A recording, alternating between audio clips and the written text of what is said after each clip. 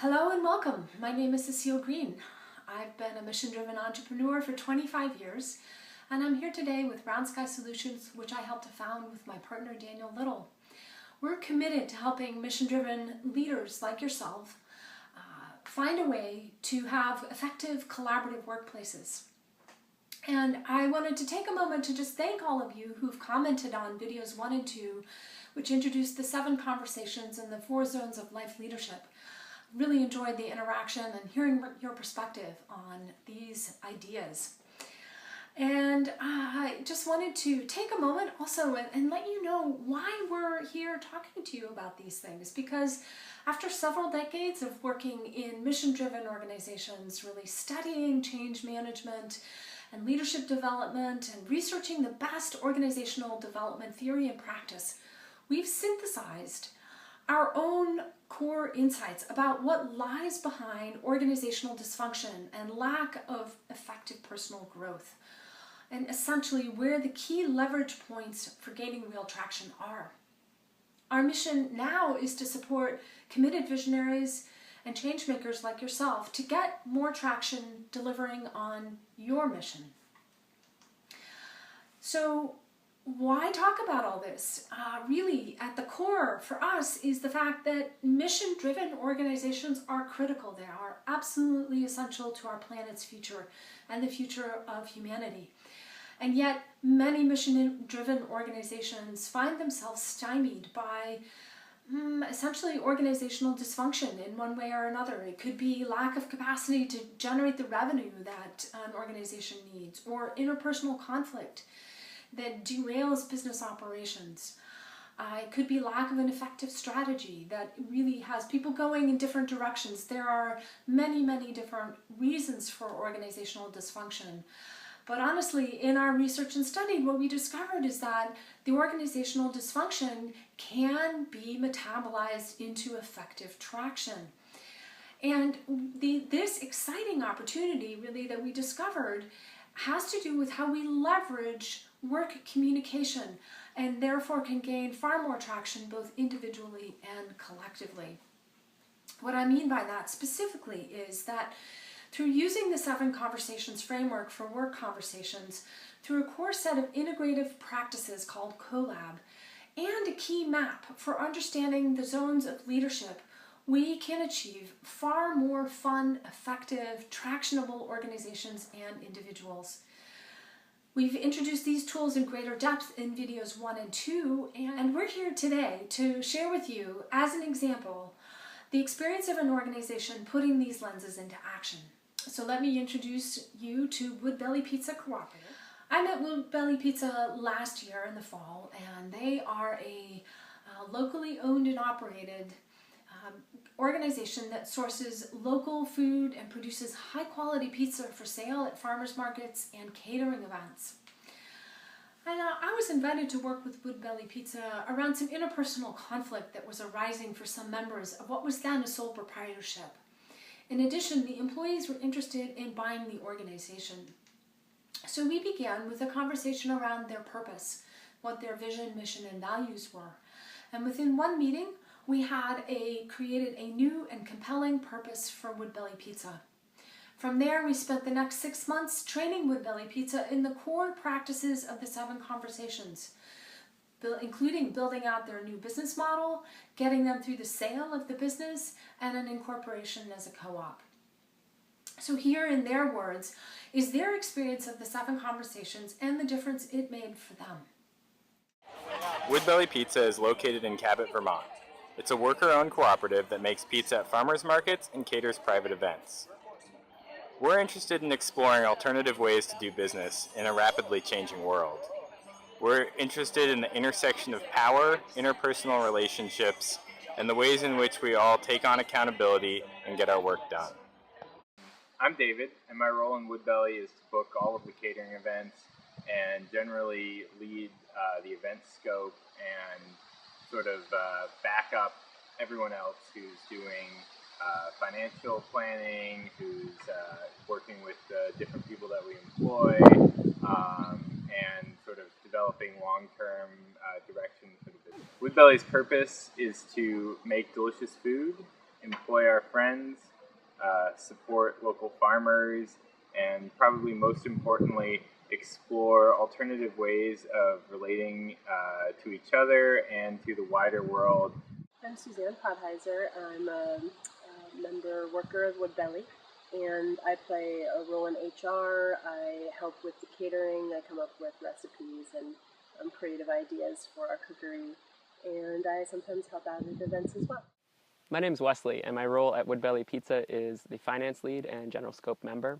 I also help as the scribe during meetings and just participate generally in the process of making the business run. Woodbelly's purpose is to deliver very high quality food at an affordable price to a lot of people in various venues, at farmers markets, at events, parties, etc.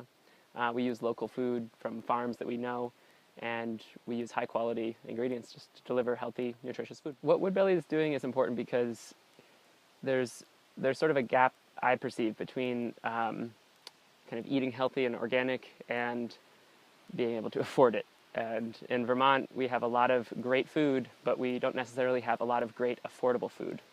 And I think that Woodbelly provides that compromise between quality and affordability.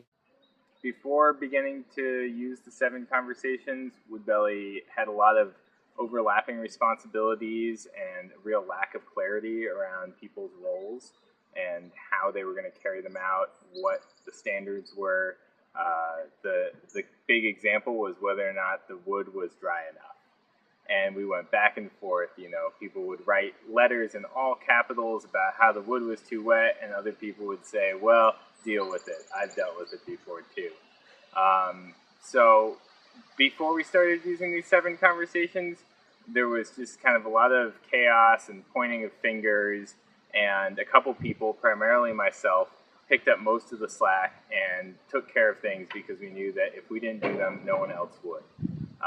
And now what I've kind of learned through implementing these different conversations in the appropriate places is that I can get people to be accountable. I can trust that my coworker who's in charge of scheduling all of the different people that work for us will actually follow through. Before we began to use the 7 conversations, there was some stress around decision-making, communication, and collaboration. And using the 7 conversations has eased that, made decision-making easier and swifter and effective. And that's really been a wonderful thing in the business. Before using the 7 conversations, Woodbelly was kind of a mess in terms of leadership because it was really driven by mainly two people that weren't able to really meet on a number of levels, and so constant conflicts between roles and responsibilities arose, and the organization didn't really have a cohesive goal. What changed for us was kind of this new way of thinking about the business, starting from the business model itself and the kind of purpose of the organization. We'd spelled that out on a piece of binder paper years ago, that we were going to hire our friends and pay good prices for vegetables and try to make enough money in the summer to get to do some fun things in the winter. The purpose conversation that we had as part of using Colab really took it in a different direction, clarified a few things around who we were trying to support and what we were part of. Was it just Provender Farm, or was it actually the larger farm community in northern Vermont? And then out of this whole discussion of business model and purpose, we've been able to kind of give people jobs that they've been able to really dive into. I feel like at this point I'm able to book charitable catering events for the local food bank or other organizations like that, and I don't have to ask every time, is it okay to donate this event? We have a clear rubric and a clear kind of set of values that we use to make these kind of decisions. What's changed for us using the 7 conversations is that meetings are happening more effectively. We're feeling great coming out of our meetings, which is really nice and not something I've experienced at other businesses I've worked at.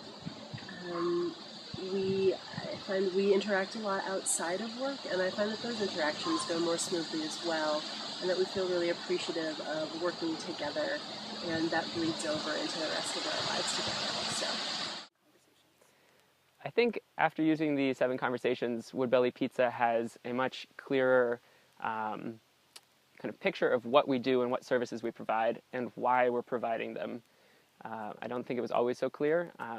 So the 7 conversations helped us clarify our personal values as relating to the business, and then our business process to kind of deliver on those values.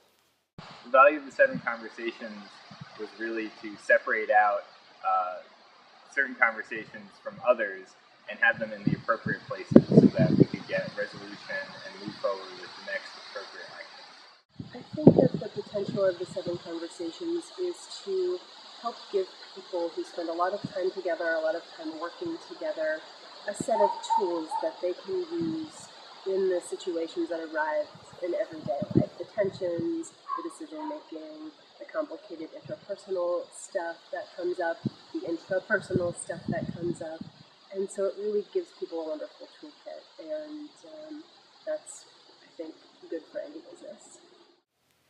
I guess I see the potential in the 7 conversations to promote a kind of holistic sort of process for your life and livelihood. I have always been interested in integrating my values and goals within my kind of income-generating activities, but I think the 7 conversations really does allow a sort of roadmap towards intermingling those things much more closely. One of my favorite parts of the 7 conversations is the individual meeting process. You get together with a group and you talk about the things that you want to work on in yourself, and you do so in a supported, collaborative environment. And what I learned about myself, one thing that I was really proud of was that I was already doing some of this work on my own, and doing it in this group allowed me to really expand on it and have accountability around it, and that was something that I really appreciated. One of the most interesting aspects of this different approach to personal growth has been, for me, taking this kind of hypothesis experiment approach and applying it to myself. So it's no longer that I need to necessarily know the answer or have received wisdom from anyone else, but I can try something out that might be interesting, see how it works out, see what other people observe, and then develop a new approach from there. Using the individual meeting practice has allowed me to see the sort of value of working with others and hearing kind of a mirroring back from others about my own sort of internal process. And I really appreciate the 7 conversations framing of it this way, because it does create a sort of safer space and allow me to like kind of reflect more deeply and meaningfully with other people. One of the other great things about working on my own growth with my collaborators and my friends and partner is that they're all really supporting me in doing so, and that they understand what I'm working on, and I understand what they are working on. And we can look at each other as we go through day-to-day life and say, hey, I can see that you're working on that, and you're doing a really great job. And that's a really nice feeling. We've used all of the 7 conversations as we've transitioned from a single owner to a cooperative. The one that we use the most, that I think has actually been the most transformative, has been the operational conversation. This has meant that each of our standard meeting practices has really generated concrete actions or had a new kind of governance approach, which I guess is actually a separate conversation. But we are able to now assign tasks, get things done, and have clear reports back from people about how they're doing on something, whether or not they're actually fulfilling their responsibilities. It's been really helpful to just hear at the beginning of each meeting where people are on projects. Are they actually, moving ahead on a project, or are they stalled? Do they need some help? It makes it a lot easier to not have to always check back in and say, well, are you doing this? Are you doing this? I think the most transformative of the 7 conversations was actually the interpersonal tension process meeting. And I say that because a lot of the confusion before we started using the 7 conversations was a result of interpersonal tensions. And so starting to peel back and kind of examine each tension as it was occurring really helped us to move on and put to rest a lot of the backlog. I really enjoyed hearing from Wes, David, and Suzanne how the 7 conversations gave them a business with traction and a future they are excited about. I think you can hear in their words how big a difference effective ways of conducting these core work conversations made to them. In other words, the missing piece of the equation really is good process. So if you watched video 1, you'll see that it takes both good people with good intentions and good process to really make a good organization. So I'm here now with my business partner Daniel Little, and we wanted to invite you to be able to take advantage of these tools in your life and work. We're super excited to be offering a training in this cutting edge work in our intensive for change makers just like you. You might be a director, an organizer, a facilitator, an advocate, or an intrapreneur, an entrepreneur, a coach, or consultant. It's a long list, but no matter where you find yourself, what defines your work is that you're mission-driven. You're committed to creating a sustainable, healthy, and socially just planet. In spite of your efforts, you might feel like you're continuing to struggle to bridge the gap between the overwhelming need and the vision that you're trying to bring to life. Chances are you've struggled to deal with inefficient processes and procedures that can't change, or leaders who've bottlenecked team operations, and it's likely you've been frustrated by decision-making processes that don't seek enough input or are dominated by strong personalities. It might feel like there's no end in sight, and you may have growing questions about how to ramp up your traction and increase your personal resilience as you move forward. It doesn't take much looking around at our world's social, economic, and environmental needs to recognize that collectively we face unprecedented challenges as a species. Around the world, there are a great many ideas available to us and amazing people working day and night to create positive change. So why aren't our efforts yielding more results? Over more than 25 years of devoting ourselves to bringing about this kind of change, we've researched and experientially studied this question in depth. Not only have we passionately worked towards a healthy planet, we've actively studied the forces of inertia in ourselves and in our society. After working with leaders, individuals, teams, and organizations of all shapes and sizes, we developed our 7-week Mission Traction course to give change makers the core skills, tools, and processes they need to succeed. Mission Traction is a live, highly interactive course that includes a balanced and integrated focus on both individual skills and organizational processes. For example, you're going to experience insightful understanding of what causes inertia, increased skillfulness in transforming individual and collective resistance to change, improved ability to deliver on your intended goals, increased agility and effectiveness in group decision-making, increased impersonal enthusiasm and energy, and greater coherence, fun, and focus in your collaboration efforts. Each week we'll meet virtually for 2.5 hours using the interactive Maestro conference system, which will enable us to move between small groups and large groups and have various kinds of discussions. In between sessions, you'll be engaged in a variety of reflective activities and practices that are designed to support, reinforce, and catalyze your learning. We'll be available for questions and answers each week during our course session, and we'll be connecting with you live on our private course community forum, as well as with our open office hours each week for specific questions you might have. There are also a number of additional tools and resources that we'll be giving away with the participation in the course that you can use in your life and work, like our training e-manual containing the full-color meeting cards of all the processes we use with groups, a 30-minute private consultation with one of us about a topic of your choice, large format printable maps and flowcharts you can use in your organization, and access to tracking docs and permission to use them as you need in your life and work. We'd like to invite you to check out the course description. The link is below this video, and it will go into much greater detail there, including answering some frequently asked questions like, what about my vacation this summer, and how much time is this course going to take? And the registration button is below. We'd love to have you join us. Please feel free to contact us using the email address below if you have any questions. And do leave your questions and comments in the comments area below. Thanks so much for your interest. And looking forward to seeing you online this summer.